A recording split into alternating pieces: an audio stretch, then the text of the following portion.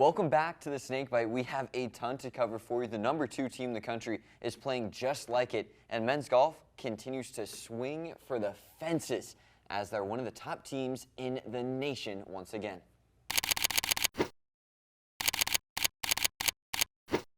This past week, the number 2 team in the country in women's lacrosse had one of their biggest wins in regular season history and found one of their clutchest wins in program history. We'll start it off with that big regular season win as they took on the number 4 team in the country in the University of Maryville Saints. Maryville came into that weekend against the Mocs undefeated, but first they had to take on Tampa, where they were handled before having to trudge their way back up by 4 to take on Florida Southern, and a similar result came.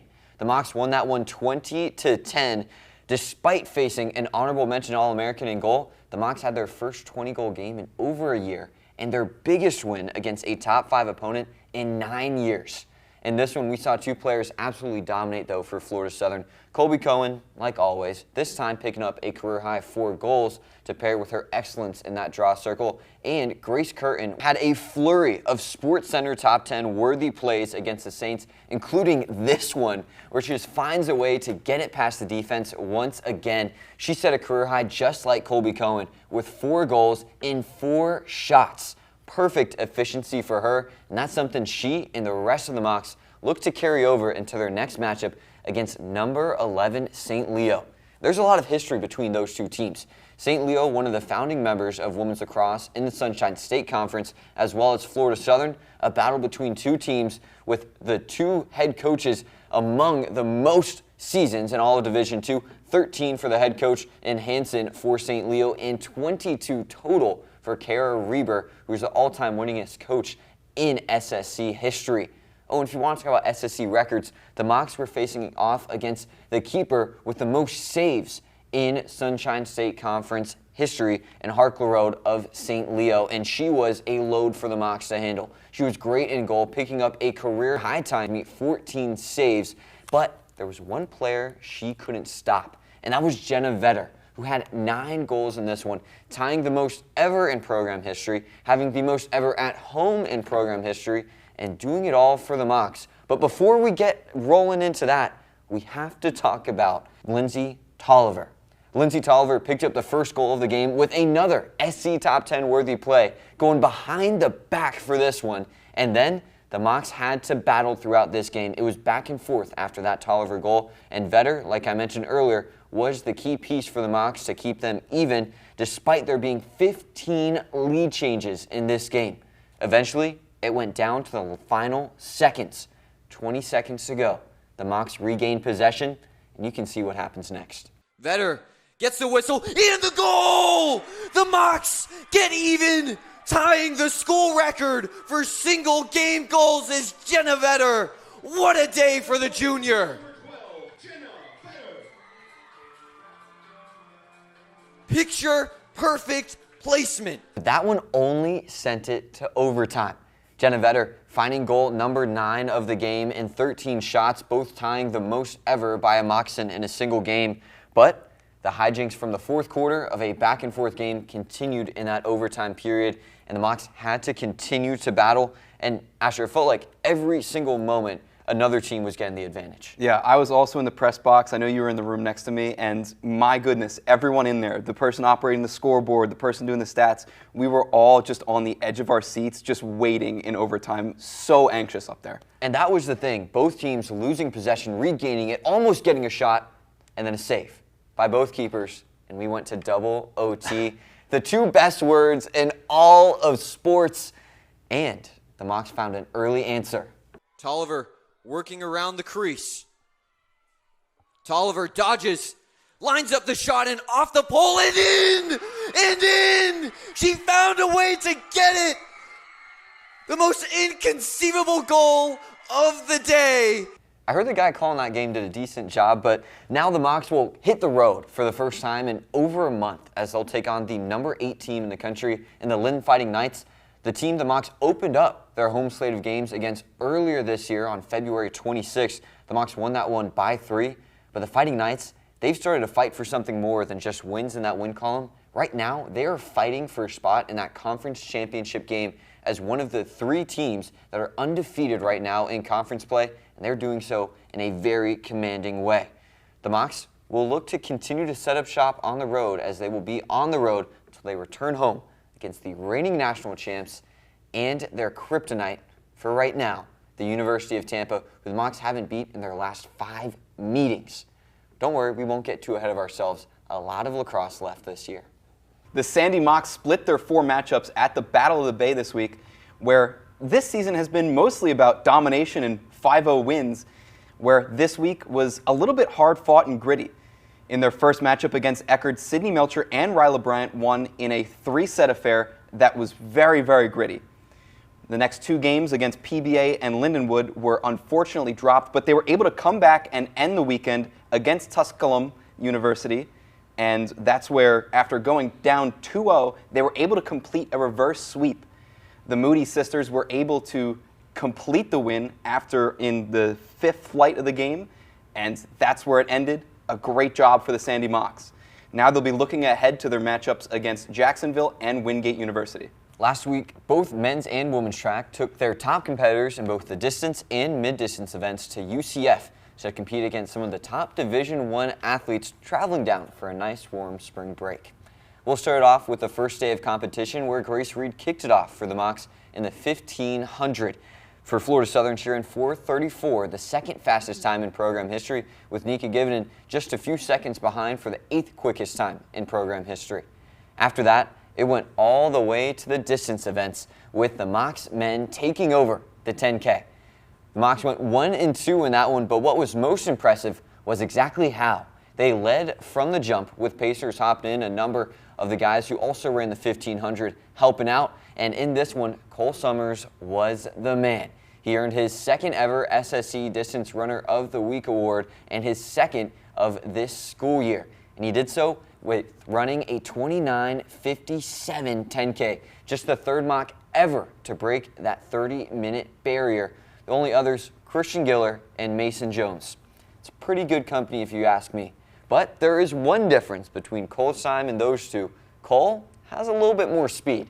He closed in 2:08. That's 4:16 mile pace over the last half mile, starting his kick with about a mile to go. Christopher Colavita finished in 2nd, just above that 30-minute mark, with the other Mocs rolling in a top 10 finish for all 4 included, with Michael Topi and Eli Zupa finding their way home as well. Before that, though, we saw someone who competed on both days for the men, and that was Andrew Nyland. He was the 1st mock in the 1500 and the 2nd mock in the 800, where he's continuing to look to build from that fantastic freshman campaign. Don't worry, though, the ladies kept the highlights going in that 2nd day of competition, with a new record being broken. For the first time in school history, a mock broke 2:17 in the 800 meter, with Nika Givenen in her first year with the program PRing by over a second and nearly breaking the old school record by an entire second with her 2:16.98 time. Givenen and the rest of the Mocs will be returning to action at Embry-Riddle next weekend, with the Mocs who are traveling right now being Grace Reed and Anthony Matthew, who are up at the Raleigh Relays looking to get closer and closer to qualifying for outdoor nationals. In their first game back after a 16-day break, the men's lacrosse team lost 7-14 to the number 3 ranked division rival Tampa Spartans. This game marked the first in-conference play of the season for both programs. The game started with an Elijah Terry goal, but after that, it was largely dominated by Tampa. They fired off 6 unanswered goals, ultimately ending the first half 7-2. And to start the second half, the Mocs scored again, but once again, Tampa just kept going on rallies. It wasn't the Mocs' night that night, and they put the game on ice 14-7 after a Tampa goal rally in the 4th quarter. They play at Barron Field at senior night tomorrow, Saturday, March 28th at 7 p.m., and if you get the chance, come by, give some praise to the seniors. Both tennis teams returned to action this past week against Emporia State, where both teams easily took care of business. We'll start off with the women's team, who swept Emporia State, going 7-0 over the Hornets. And this one, all the ranked members of the singles and doubles play did their job and easily handled them, like I mentioned. But it won't be super smooth sailing ahead, as the Mocs are in the SSC, the top conference in women's and men's tennis. There are 9 teams ranked in the top 50 on the women's side, and a number of those are in the top 10, including Nova Southeastern, who is one of the 3 upcoming opponents for the Lady Mocs tennis team that are in the rankings right now. For the men, they also took on Emporia State, going 6-1 to beat them, sweeping doubles play. And the Mocs, their schedule will be a little bit easier while still maintaining that in-conference play. They'll take on PBA next and follow that up with a matchup against Lincoln Memorial at home on Thursday for the team's senior day. The 10-game win streak for the Mocs baseball has finally come to an end in the series against the Eckerd Tritons, where Mocs dropped the first 2 games and were able to then come back and win the final game in the doubleheader. The weekend started with a deafening 10-0 loss as the Tritons hit the ground running with 2 runs in the first and only widened the gap from there. After the tough loss, Florida Southern looked to turn things around in Saturday's opener, but could not pull off the win. Starting Game 3, the Mocs pulled out early with a 5-run surge in the first inning. Eckerd didn't go quietly, though, as they tied up the game 7-7 in the 5th inning. Triton mishaps pushed them back and pushed the Mocs forward before a final play at the plate, and the Mocs won the game 11-10 after Aiden Hand was able to pitch it to the catcher and easily get the final out. They will now go on to Valdosta State and then forward to the University of Tampa. Softball suffered a similar fate to what we've seen throughout the last few games as they stumbled again in St. Petersburg. They started off the first game with one Moc getting an extra base hit and one Moc scoring a run in Kate Michael, but the pitching struggled against a really strong Eckerd team that hosted the regional just last year for the softball team. That's a lie, sorry. I was thinking about a different team. All right, we're back. The Florida Southern softball team struggled in their return to St. Petersburg this year as they lost all 3. In the first one, we saw Kate Michael as the shining star in it, as the lone run scorer and lone player with an extra base hit. But the Mocs pitching struggled against a really strong hitting Eckerd team who found extra base hits in bunches, not only in the first game, but also in the next one that the Mocs fell 8-1 in. Then the Mocs looked to find a way to rally in the final game, as they had some momentum going into the final moments. Kelly Keating ripped a double to deep right field, stayed on base, but the pitching stayed strong for Eckerd. They won that one 2-1. 𝙏𝙃𝙀 was excellent, though, for the Mocs. She played a complete game, pitching excellently as she has all year long, holding them to 2 earned runs, but the bats just did not have enough juice against the Tritons. They'll return to action soon and look to get right back on the winning sheet. Men's golf is Florida Southern's best spring sports team.